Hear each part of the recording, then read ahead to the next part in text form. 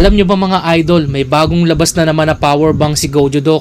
Tignan mo naman ang ganda oh, modular na siya kasi kung ipupush mo to, pwede ka na magpalit ng battery.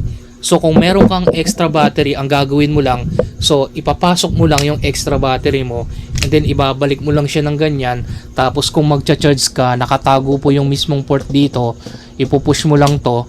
So pwede ka na makapag-charge ng phone mo. Kapag tapos mo na siyang gamitin ay pwede mo nang itago yung pin nito. Maganda rin yung ganitong power bank kasi hindi siya nakakaabala kung sakaling gagamitin natin tapos fast charging pa. Tinest ko na rin pala to at umabot ng 18 watts yung kanyang reading.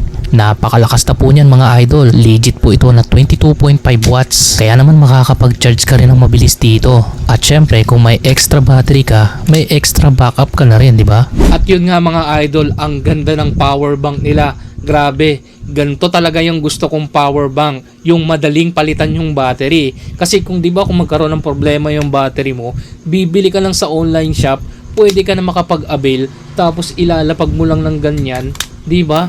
Saglit na saglit lang, di ba?